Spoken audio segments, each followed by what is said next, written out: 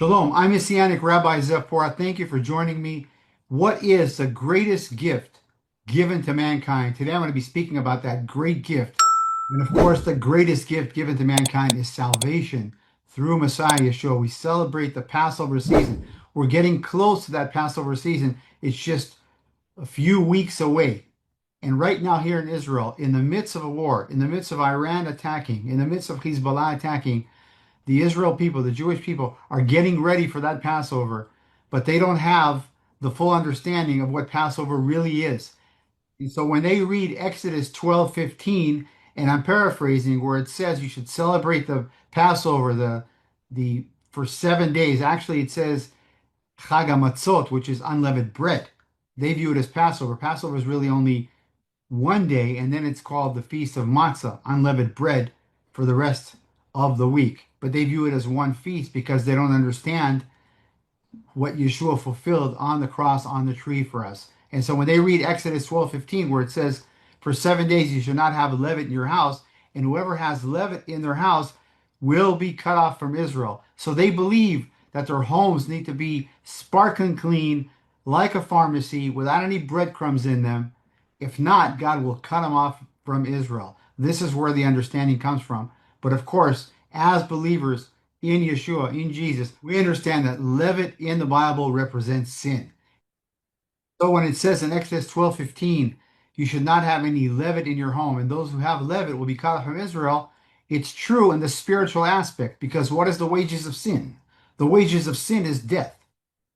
And what is sin? Sin in the Bible is leaven. And so if you have any sin, you'll be cut off from Israel. You will be separated from God. That's what it means. The wages of sin is death. They don't understand it because they lack of something that you and I have, and that is the Ruach HaKodesh, the Holy Spirit. When you don't have the Holy Spirit and you read these Bible verses, you take them out of context because you don't have the full picture.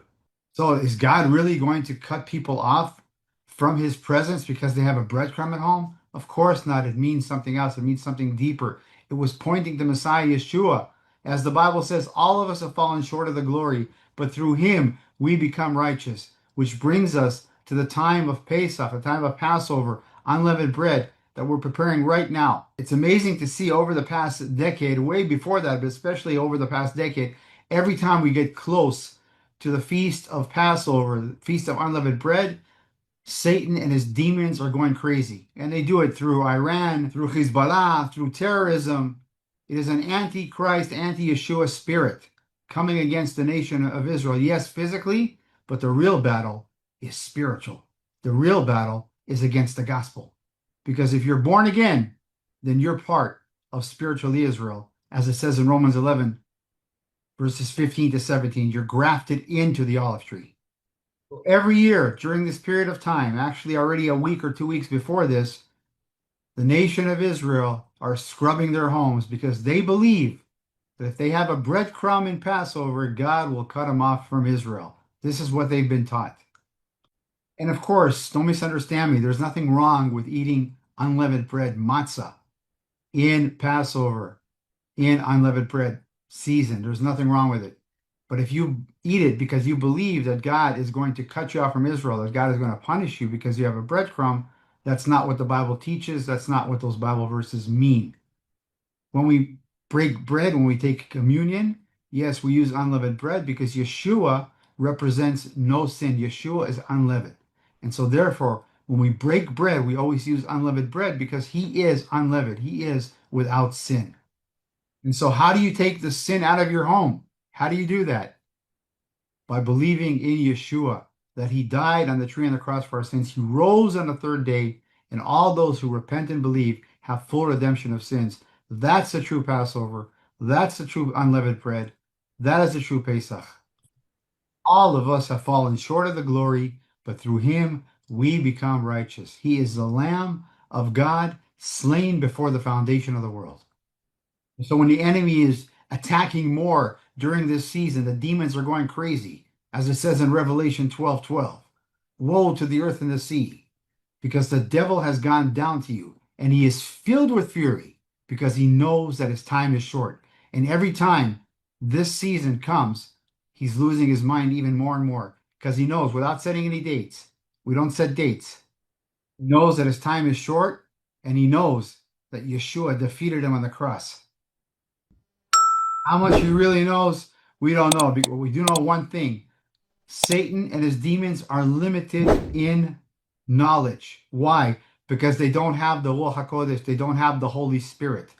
At Romaim, 1 Corinthians 2:8 says, and I'm paraphrasing, if the rulers of this world would only know, they would not have crucified Yeshua, would not have crucified Christ. They don't know because they do not have the Ruach HaKodesh, the Holy Spirit. They are limited.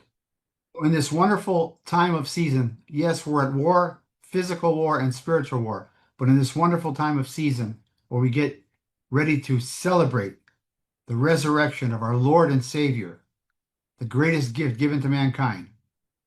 And as the people here in Israel are scrubbing their homes, by the way, it's not just Orthodox Jews, it's secular Jews, it's everyone. It's in the culture of the country, even those that are totally not religious. We have an opportunity to meet the people, to talk to them, and to ask them, do you really believe that if you have a breadcrumb in your home, God is going to cut you off Israel? Many times they stand and they think and they say, no, we don't think that. And they begin to understand that it doesn't sound logical. Sometimes they'll tell you, but the Bible says that the rabbis say it. They're talking about rabbis who don't believe in Yeshua. And then we're able to show them that the levet represents sin and the wages of sin is death. And then we can open through Moses, as Moses spoke in Deuteronomy chapter 18, verses 15 to 17. There'll come a prophet like me. You must listen to him from among your brethren. We bring him to Moses, and from Moses we can bring him to Messiah Yeshua and show them all the verses. And this is where the Holy Spirit can work. So we're using this opportunity in the midst of a war, in the midst of the scrubbing and cleaning here in Israel, to bring them to the gospel. In the midst of this heartbreaking situation where people are preparing for the Pesach, for the Passover, we're able to minister to them and to show them the love of Yeshua. And you know what? Many, many are listening. Praise Yeshua. We're small people with a big God. We give him all the glory. He is the King of Kings. He is the Lord of Lords. He is Aliyeh Yehudah, the Lion of the tribe of Judah. He is the great I am. He is the Lamb of God slain before the foundation of the world. And he is the perfect matzah, the perfect unleavened bread, sinless. As John says in John 1:29, and I'm paraphrasing, behold the Lamb of God who takes away the sin of the world. So what is the greatest gift given to mankind? Salvation through Messiah Yeshua, our Passover lamb. But if I were to ask you, what did Yeshua fulfill? Most people would say salvation, and that's true. But salvation is the outcome of what he fulfilled. What he fulfilled was the threshold covenant. He fulfilled the threshold covenant, and the outcome of the threshold covenant is our salvation. My book, Blood Alliance, touches on all that because really it's a subject we can talk about for 3-4 hours and I wouldn't finish it. But I will give a few examples here today. The foreshadow was when they came out of Egypt, they had to take the blood of the lamb and put it in the four corners of the doorpost. That's a foreshadow of the threshold covenant. And who was saved? Was it only the household of the Israelites? No, any house that would apply the blood on the lintels of the doorpost will be saved. It's always been a picture of the one new man. For God so loved the world that he gave his only son. Whoever believes in him shall not perish, but have eternal life. John 3:16. In the same way, whoever applies the blood to the lintels of the doorpost of his heart shall be saved. This is why Yeshua said, I am the door. He is the door. He is the threshold. Ancient times when two people wanted to be in covenant together, wanted to cut a deal, they would come over to your home and you would cut the most fatty animal for them. And the blood of the animal would go through the threshold of the door, the basin of the door. And that person would come into your house, you would enter the door, and you would be in covenant with him. It's a beautiful picture of the threshold covenant. Stepping on the threshold would show contempt. Basically, you're starting a fight. Zephaniah 1:9 says, and I'm paraphrasing, on that day I will punish all those that step on the threshold. Some translations in English say leap, but the Hebrew says step on the threshold. So God is saying if you step on a threshold, you're going to be punished. Why? Because you are not saved. This is the threshold covenant. You must enter through the door. Yeshua is the door. That brings us to Hebrews chapter 10, verse 29. And I'm just going to read this. How much worse punishment do you think will be deserved by the one who has trampled underfoot the Son of God and has profaned the blood of the covenant by which he was sanctified by the Spirit of grace? So, what is he speaking about here? He's speaking about the threshold covenant. Everything in the Old Testament is a shadow of the new. That's a direct quote from Zephaniah chapter 1, verse 9. Salvation came to you and I as a gift by grace, but the blood of Yeshua cannot be taken for granted. Don't step on the blood of Yeshua, as the book of Hebrews said. Blood alliance, the threshold covenant, the greatest gift given to mankind, our salvation. Passover, Pesach. Where is the very first blood alliance that we see in the Bible? The threshold covenant. Where is that? It's with Abraham in the book of Genesis. God makes a covenant with Abraham through your son, or of course, if you're referring to Isaac, will be a great nation, and through you, all the nations of the earth shall be blessed. This is the covenant promise through Messiah Yeshua. But then Abraham asks God, and I'm paraphrasing, how do I know this is really going to happen? And then God tells Abraham, I'm going to make a covenant with you. And he told Abraham, take a heifer, take a ram, a pigeon, take a dove. There are many animals over there listed. And he tells Abraham, cut them in half and put him in a line. You have a straight line. And he tells Abraham, you walk through this trail of blood. You walk through the cut animals. And God says, and we will make a blood covenant. This is the first picture of the blood covenant sacrifice, a foreshadow of Messiah Yeshua, a blood alliance. By the way, that picture of blood alliance is the oldest picture we have in the Bible, in the Tanakh. So what was God telling Abraham? That his promise was given to him in a covenant format. Of course, we all know that it was a foreshadow of Yeshua coming down in the flesh and shedding his blood for the remission of sins once and for all. Zechariah 12:10, and they look at me, and on that day they will look at me, and whom they have pierced. ושפכתי על ירושלים רוח חן ותחנונים, והביטו עליי אשר דקרו, and they looked at me, whom they have pierced. And I'm paraphrasing, but it basically says, and they will mourn for him as one mourns for the only son. And we know who that son is. It's Yeshua. That perfect blood alliance, perfect threshold covenant, fulfilled once and for all. These are just a few biblical examples that I'm giving here. It's all documented in the book Blood Alliance. I encourage you to get that book. It has a lot of scholarly backups. It's not something that I've only seen. Scholars have seen this. What is the greatest gift given to mankind? Salvation. Who fulfilled it? Yeshua. When? The perfect Passover lamb. What did he fulfill? He fulfilled the threshold covenant. Salvation is the outcome of that. Which brings us also to the season we're in right now, the season of physical and spiritual wars coming against Israel, coming against the gospel.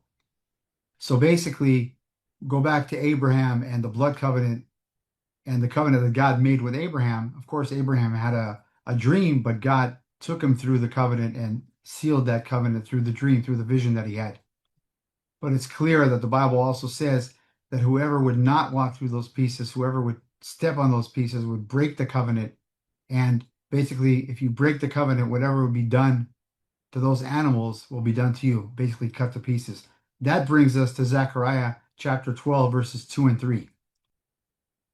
Zechariah 12:2 says, I will make Jerusalem, I'll turn Jerusalem into a cup of trembling. And I'm paraphrasing.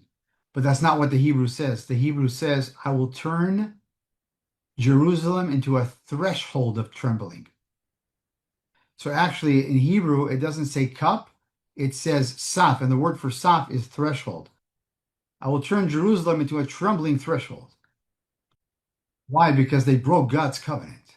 In Zechariah 12:3, it says, "And on that day, all those who go against God, I will cut them into pieces, just like the covenant made with Avram, with Abraham.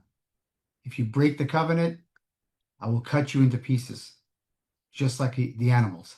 So you begin to understand and begin to see all these things in the Bible, and you tie them in with the threshold covenant. You tie them in with what Yeshua did in Passover, and it's absolutely an eye opener. Once again, all documented deep in my book, Blood Alliance. Thank you for standing with us, for praying for us. Your prayers are working. Please continue to pray for us as we continue to minister here in the midst of a war, spiritual and physical, here in Israel. And as the people of Israel are preparing for the feast of Pesach, the feast of unleavened bread, that they would come to know that Yeshua is the Messiah, Yeshua is God, and only through him can we have salvation. I'm Messianic Rabbi Zev Porat, sending you blessings from Israel. Shalom.